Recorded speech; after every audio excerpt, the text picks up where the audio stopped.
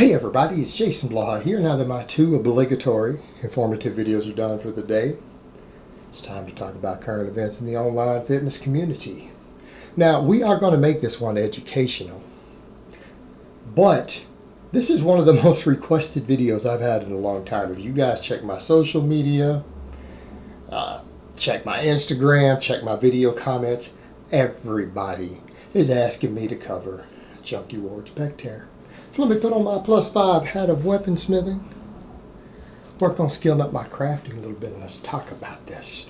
You know, and the ironic thing here is that if Junkie had only listened to my advice and watched all these other videos I've done about pec tears, watched all these videos I've done about keno booty, and all these other people, this would not have happened. This would not have happened. Now, Brittany did want me to chime in here. She's a little busy doing some hair right now, so she's not going to chime in on this one. That, you know, last time I talked about Junkie, she came in and told him he should be a man, put down the pink dumbbells and lift some real weight. And she said, you know, she kind of felt bad for him at first when she heard about this, but then she remembered the things he said about her and said, well, I guess I don't feel bad. He took my advice and he's going to go down in history for having the weakest pec tear in history. Because that's the thing. He tore his pec with only 315. Now, the thing is, he claims he went in and did this after like 7 years of not benching. And anyone who watches the video should have realized his max was about 245. How do we know that? It's a pro tip for you guys out there. Pro tip for anybody who's worried about a pec tear. What do we see before a lot of these pec tears? Shaking. He was shaking when he unracked 245. That was probably his max. Now it's funny because he said, well, the 275 was easy. Then why was 245 shaking when you unracked it? Because that's the thing. He wasn't coming all the way down. Now, all other things considered, this is a person who's very difficult should have been very difficult to tear his pecs. A lot of people say, well, he used a lot of drugs. Yeah, but he used a lot of HGH. He used a lot of IGF-1. Those specific drugs actually reduce your chances of tendon tears. They strengthen tendons. They don't make you stronger. They strengthen your tendons. You don't actually gain muscle from HGH. Studies have shown that. But it does improve connective tissue strength and size. And that can translate into gains in the long term. That's one of the reasons the gains, when you use that particular substance, are easier to keep because of the connective tissue hypertrophy. Your body doesn't have the same problems later lifting heavier weights because it doesn't have the shutoff mechanisms to warn you you're about to tear something. Because the connective tissue gets stronger, you can exert more force. It has long-term effects. It's the reason when people use that stuff, it seems to take so long before it seems to have benefits, because it is more of a long-term effect. Despite all the other stuff he used, that should have made him slightly more resilient to pec tears. What's the other thing he did? It was closed grip. It's actually harder to tear your pecs on the closed grip bench press. The closed grip is actually safer than the wide grip, right? Furthermore, what did I say in another video this morning? How often do people tear pecs with less than 400 pounds? Very rarely. You have to be doing something pretty stupid to tear a pec with less than a 400-pound bench. When you see pec tears for guys who are actually training correctly and they tear a pec, it's usually with over 400 pounds. There's always some overtraining involved, bad habits involved, bad technique involved with a pec tear under 400 pounds. Now, he managed to tear a pec with 315. That is extremely rare other than total noob lifters who've never tried to lift heavy who grab something like 315. That is extremely rare to see a pec tear with that. Yet he did it. And before people say, well, his age, I'm 41. I've close gripped more than 315 this week. All right, it's not his age. It's the fact that he doesn't know how to train. Now, what did he do? Anyone care to guess why he tore a pec? He does nothing but partial reps. That's why he tore a pec. Anyone who focuses on mostly either accommodating resistance or partial exercises is going to have a much higher chance of injury. I've said this over and over and over ad nauseum. And I don't know how much more you can push that point through. Because here's what we're going to see. All these guys who are doing all these partials just keep tearing muscle after muscle after muscle after muscle. And when you say partial exercises are bad, they cause muscle tears. These moron bodybuilders keep doing it. And that's the thing, guys, that you need to remember. I want you to understand this. Bodybuilders are stupid as a general rule. You do not listen to them when it comes to training. There's a reason all these bodybuilders all have 3 or 4 or 5, 6 muscle tears. They're stupid and they don't know how to train, guys. And it's not because they're lifting such heavy weights. There are plenty of guys out there a hell of a lot stronger than Jerry Ward. There are plenty of guys out there a hell of a lot stronger than Dorian Yates was in his prime who have still never torn a muscle. You really think it's because of the intensity at which they train? No, they train dumb. They train dumb and they get hurt. And that's the thing. Jerry tore his pec with 315 on a close grip bench press. He literally doesn't know what he's doing. And yet people still listen. You guys still listening? You paying attention? This guy doesn't know what he's doing. Partials on all his exercises, all the pink dumbbells. What happens when you do all these partials? You subject yourself to muscle tears because you don't gain strength or mobility through the terminal ranges of motion on an exercise. And what happens is that eventually, because that muscle gets tighter, you don't have mobility and you don't have strength through the last couple inches of the range of motion. When the weight accidentally drops too low one day, what happens? You rip stuff. When it's pressing for your chest and you don't practice coming all the way down and doing almost exclusively pause bench, you even touch and go has a higher risk in the long term of tearing a pec. You need to understand that. Pause benching with the narrowest grip that you can comfortably build your strength in is actually the most difficult way to tear a pec. That would actually give you some of the best prevention you will ever have. Partials will tear pecs. In fact, partials have no place in chest training at all like that. So anything to where you do not train yourself to come down to at least where the bar is capable of physically touching, you should never ever do a rep higher than that.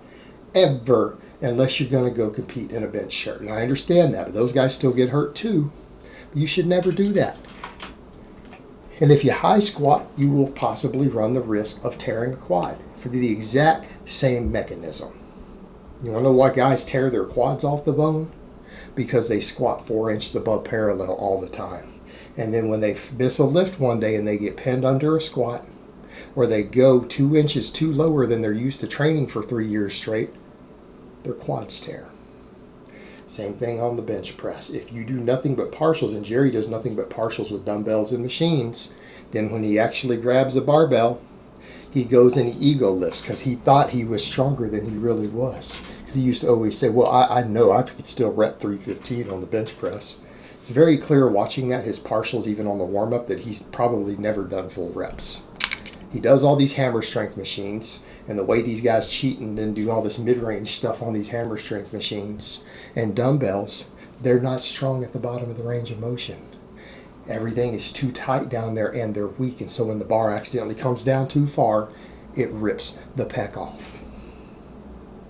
It's a reason I tell you guys, if you want to be strong and fit and not get hurt, and you want to be legitimately strong, full range of motion exercises, in fact doing some deficit work, isn't a bad thing. Occasionally training some dips where you go deeper than your bench press. Get strong at the bottom too. I mean, you need to build to that gradually. To do some deficit deadlifts, do some occasional ass to grass squats, even if it's with front squats, so it's lighter weight. You need to train all these movement patterns through their full effective range of motion from time to time, even sometimes deeper than you would go in your primary exercises. That's where your accessory work comes in. Failure to do that, you lose mobility, you lose flexibility.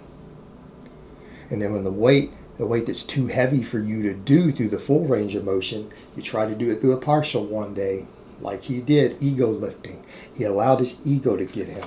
He can only bench 245. I could tell from his nervous system when he was unracking in the warm-ups. 225 was okay, 185 was okay.